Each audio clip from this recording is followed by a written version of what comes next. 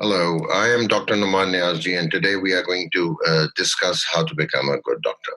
और बायलिंगुअल रखेंगे शो को। आप देख रहे हैं डीएनएन एंड एक प्रेडिकमेंट होता है जिस वक्त एक प्री मेडिकल करके अपने हायर सेकेंडरी स्कूल सर्टिफिकेशन और उसके बाद आप मेडिकल कॉलेज के टेस्ट दे रहे होते हैं। आजकल टेस्ट है to get the entry centralised है इन पाकिस्तान, जो कि वी आर टॉकिंग अबाउट। और फिर एक चीज ज़हन नशीं कर लें जी कि जो एक्सेलेंस आती है 90% वो वाले डॉक्टर्स होते हैं जिनको एक पैशन होता है, जिनका एक एटीट्यूड होता है, जो कॉग्निटिवली ये बिलीव करते हैं कि they can excel in the field of medicine, जो कंपैटिटिव भी होते हैं और जो क्वालिटी बेस्ड एजुकेशन की तरफ भी अट्रैक्ट हो रहे होते हैं और जिनके आइडियाज एब्सोल्युटली क्लियर होते हैं। नाउ 10% वो वाले भी होते हैं जो कि इनिशियली आपको लग रहा होता है कि वो शायद by compulsion, family pressures, peer pressures, उनमें वो कहीं ट्रेडिशनल्स को फॉलो करते हुए, पेरेंट्स डॉक्टर्स हैं तो वो मेड स्कूल में पहुंच गए और फिर वो चलते रहते हैं and then there is a turn around in their careers. So इस किस्म की अगर आप प्रोफाइलिंग देखें ना, इम्पोर्टेंट ये है कि आपको कितना शौक है, बिकॉज ये जो प्रोफेशन है इसमें अट्रैक्शन भी बहुत है और जिसको कहते हैं कि इज्जत बहुत है। You get loads of respect being doctor. और आप लोगों को एक इज्जत की निगाह से सोशली भी देखा जाता है।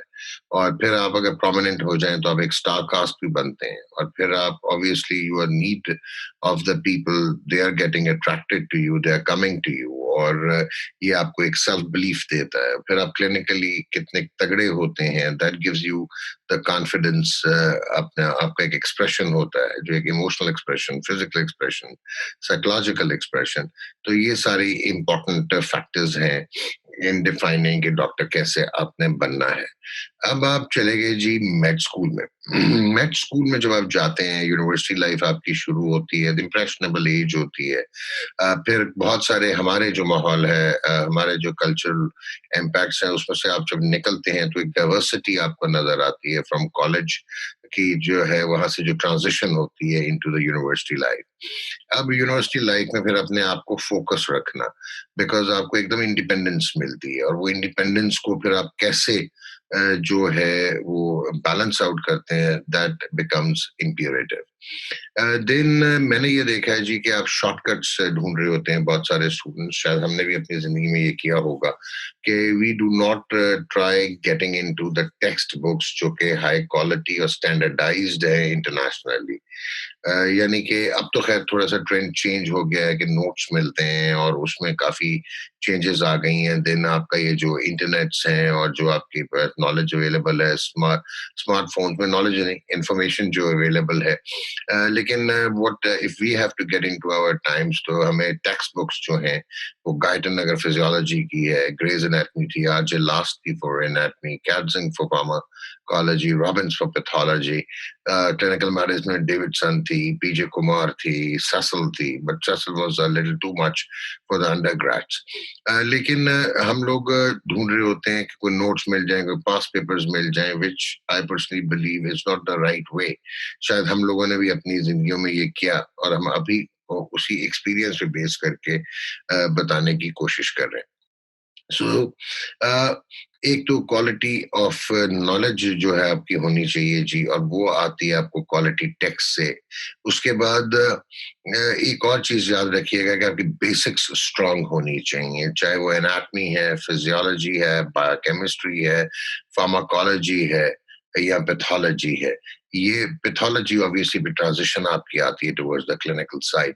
तो ये आपके तगड़े होंगे तो सारी जिंदगी आपकी connectivity and ability to diagnose and to understand the problem, the mechanics, ये एक इम्पॉर्टेंट चीज बन जाती है। तो आपने ये अंडरग्रेड्स के लिए है कि आपने शॉर्टकट्स नहीं ढूंढने, अगर पढ़ना है तो फिर क्वालिटी पढ़ें, बिकॉज डॉक्टर्स बहुत सारे बन जाएंगे, लेकिन आपने अगर नीश बनानी है अपने करियर में तो इम्पोर्टेंट ये है कि क्वालिटेटिवली आपके स्टैंडर्ड्स हाई होने चाहिए।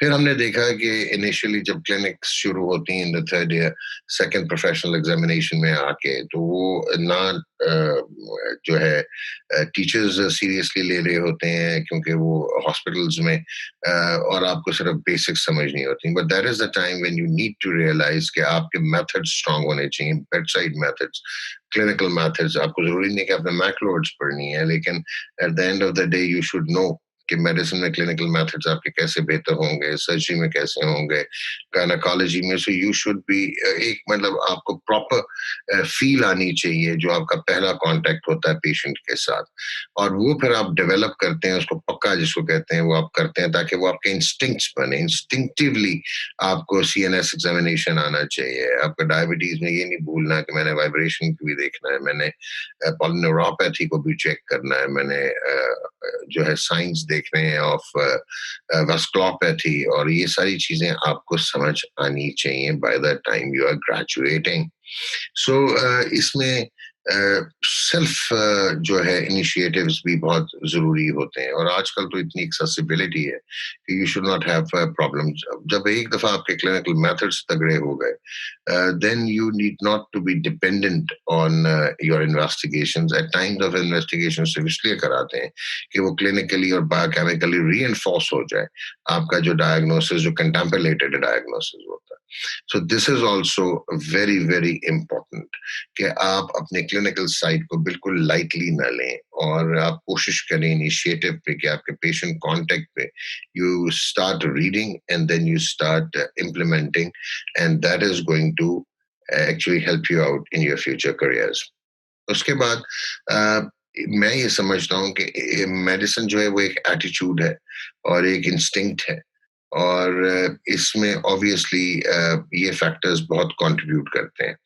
और जितना आपका एक नेचुरल फ्लेयर, जितना एक फ्लाइंग एटीट्यूड होता है कि जो फ्लायर्स होते हैं वो जस्ट फाइनल मोमेंट्स करते हैं, और they are just flying machines. So ये एक एटीट्यूड है मेडिसिन भी, और अगर आपका एटीट्यूड नहीं होगा तो आपको बहुत प्रॉब्लम्स आएंगे करियर में। फिर उसके बाद आता है जी आपकी जो हाउस जॉब या रेजिडेंसीज होती हैं अर्ली, उसमें आपको एज ए प्रोफेशनल इवॉल्व होना होता है, and that is the time जहाँ पे आप डिसीजंस लेते हैं कि आपकी inclination to be in, you want to be in basic sciences, you want to be in semi-clinical subjects, or you want to be purely a clinician. Purely clinician जो है जी, इसमें ऑब्वियसली आपको लिटरेसी के अलावा आपको एक कॉन्फिडेंस चाहिए होता है, आपको एक सेल्फ रिलायंस चाहिए होती है, आपको एटीट्यूड चाहिए, कंसेंशियसनेस चाहिए, स्क्रूपल्स चाहिए, आपको आपको वर्क एथिक्स और मोरालिटी का बहुत ख्याल रखना है, और this is how you streamline जो है अपने आपको एज ए क्वालिटी क्लिनिशियन। एक चीज याद रखिएगा कि हाउस जॉब में जो आपकी रेपुटेशन बनती है वो फिर आप लेके चलते हैं, वहां से आया होना शुरू हो जाता है कि आप you want to be a thorough professional, you want to be a distracted professional, या क्या आप कैसे चलना चाहते हैं, प्रायोरिटीज आपकी क्या है, कमर्शलिज्म है, आपने वालदैन के बनाए हुए प्रैक्टिसेस को चलाना है, या आपने खुद इंडिविजुअली इवॉल्व होना है। आइडियल तो ये है कि आपकी आइडेंटिटी अपनी होनी चाहिए। वंस यू गो थ्रू जिसको कहते हैं ना, this is quite tough to be a doctor.